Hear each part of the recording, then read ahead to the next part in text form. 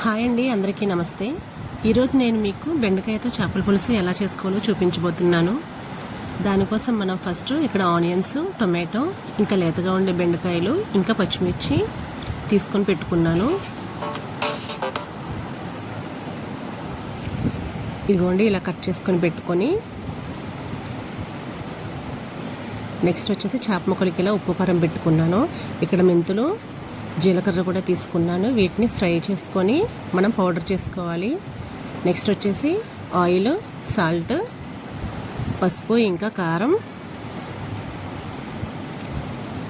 పులుసుకి సరిపడినంత చింతపండు, ఇంకా ధనియాలు, జీలకర్ర, చెక్క, లవంగ, గసగసాలు అన్నీ కూడా కలిపి ఇలా మెత్తగా గ్రైండ్ చేసుకోవాలి. ఇలా పేస్ట్లా పట్టుకొని ఇప్పుడు మనం పక్కన పెట్టుకోవాలి. ఇప్పుడు నేను ఈ పులుసుని ఇలా మట్టి కుండలో పెడుతున్నాను. ఇలా మట్టి పాత్రని కొంచెం సేపు స్టవ్ మీద వేడి మీద పెట్టుకొని నెక్స్ట్ కొంచెం ఆయిల్ వేసుకోవాలి. ఇలా ఇది వేడవడానికి చాలా టైం పడుతుంది. నెక్స్ట్ వచ్చేసి ఇందులో మనం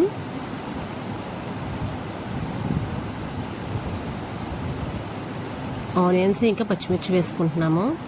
అన్ని కూరలాగే ఫస్ట్ ఆనియన్స్, పచ్చిమిర్చి వేసుకొని వీటిని ఫ్రై చేసుకోవాలి.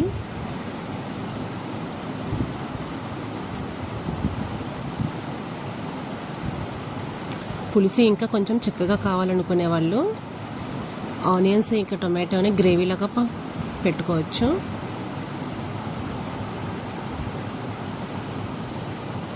అది కొంచెం డిఫరెంట్ టేస్ట్ వస్తుంది. ఇప్పుడు వీటిని వేగేంత వరకు కూడా మనం ఫ్రై చేసుకోవాలి.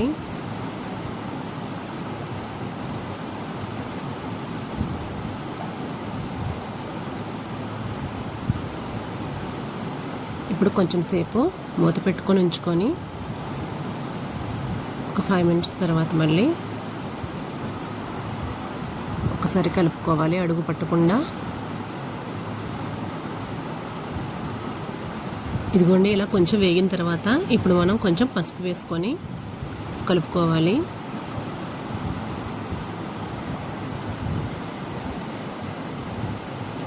ఆనియన్స్ అనేవి మాడిపోతే మళ్ళీ డిఫరెంట్ టేస్ట్ అనేది వచ్చేస్తుంది. కాబట్టి కొంచెం దగ్గరే ఉండి మనం ఫ్రై చేసుకోవాలి వీటిని.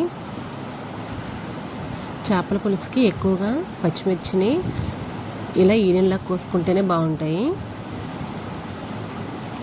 ఇప్పుడు ఇందులో మనం కట్ చేసి పెట్టుకున్న టమాటాలను వేసుకోవాలి.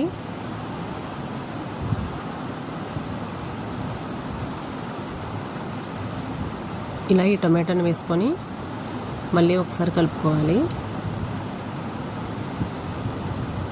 ఈ రెండు కూడాను కొంచెం పేస్ట్ లాగా అయిపోవాలి మనకి.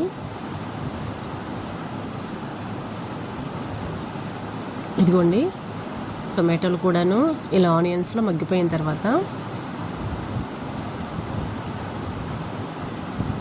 ఇదిగోండి ఇలా బాగా మగ్గిపోవాలి.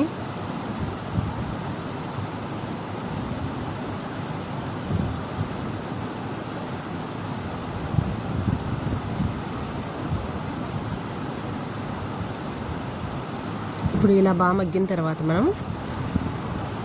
మనం ఏదైతే మసాలా పేస్ట్ని చేసుకున్నామో ఆ పేస్ట్ వేసుకోవాలి. అది ఆయిల్లో వేయకుండా డైరెక్ట్గా మనం కర్రీలో వేస్తే మొత్తం కూడా మసాలా స్మెల్లే వస్తుంది. ఇదిగోండి ఇలా మొత్తం కూడాను ఆయిల్లో వేగిపోవాలి. అప్పుడు మనకి పచ్చివాసన అనేది పోతుందన్నమాట. ఇప్పుడు మనం కట్ చేసుకొని పెట్టుకున్న బెండకాయ ముక్కల్ని ఇందులో వేసుకోవాలి.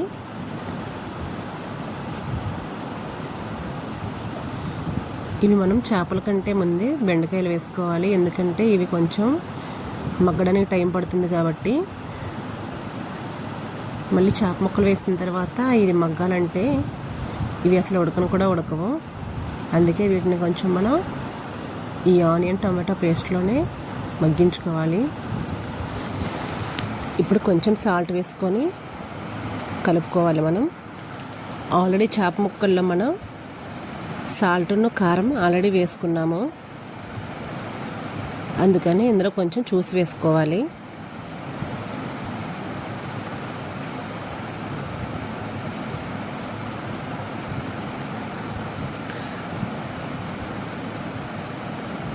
ఇప్పుడు ఒకసారి మళ్ళీ కలుపుకొని ఇందులోనే మనం కారం యాడ్ చేసుకోవాలి. సాల్ట్ అనేది ఇప్పుడు వేయకపోతే బెండకాయ ముక్కలు చప్పగా అనిపిస్తాయి అన్నమాట. ఉప్పు కారం పట్టిన తర్వాత వీటికి కొంచెం టేస్ట్ ఉంటాయి. చాలామంది చింతపండు పులుసులోనే చేప ముక్కలు వేస్తూ ఉంటారు, కానీ అవి నీసు వాసన వస్తాయి. మనం ఇలా నార్మల్ చేపల పులుసు అయినా సరే ఇలా ఆనియన్స్ టమాటా పేస్ట్లను కొంచెం మగ్గించిన తర్వాత మనం పులుపు అనేది వేసుకుంటే అవి నీచు వాసన రాకుండా ఉంటాయి.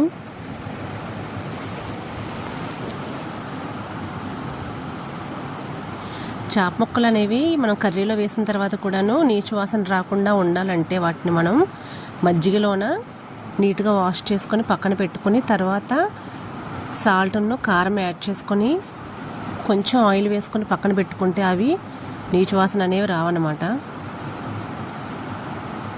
ఇదిగోండి ఇలా కొంచెం మగ్గించుకోవాలి మనం వీటిలోన. చేపల కూరకి ఎప్పుడూ కూడాను కొంచెం విశాలంగా ఉండే గిన్నె తీసుకోవాలి. వెడల్పు అనేది ఎక్కువగా ఉండే పాత్రను తీసుకుంటే మనకి చేప ముక్కలు అనేవి చెదిరిపోకుండా. ఇప్పుడు కొంచెం సేపు ఇలా మూత పెట్టుకొని మనం ఏదైతే చింతపండుని తీసుకున్నామో అది పులుపు పిండుకొని ఇందులో వేసుకోవాలి. ఇక్కడ నాకు ఈ క్లిప్పు మిస్ అయిందనమాట.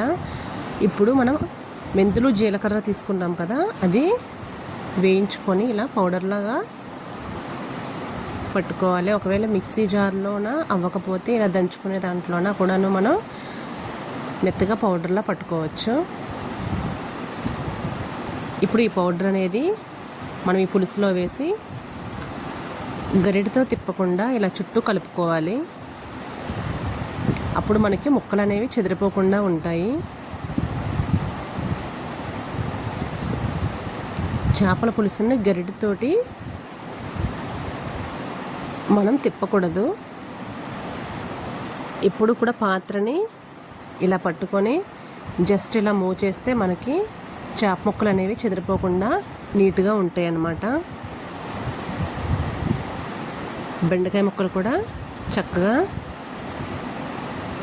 ఇందులో ఉడికిపోయి మనకి మంచిగా టేస్ట్ అనిపిస్తాయి. ఇదిగో ఇంతేనండి, తప్పకుండా ట్రై చేయండి. ఇలా మట్టి పాత్రలో ఇంకా టేస్ట్గా ఉంటాయి.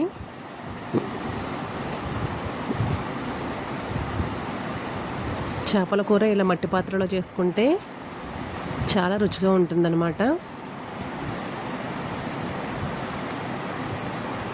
తప్పకుండా నా ఛానల్ సురేఖ వ్లాగ్స్ మీరు సబ్స్క్రైబ్ చేసుకోండి. Please subscribe my channel. తప్పకుండా ఈ రెసిపీని మీరు ట్రై చేయండి. Please like, share, subscribe my channel. Thank you viewers, thank you so much. తప్పకుండా ట్రై చేయండి, మీకు నచ్చుతుందని అనుకుంటే. Thank you.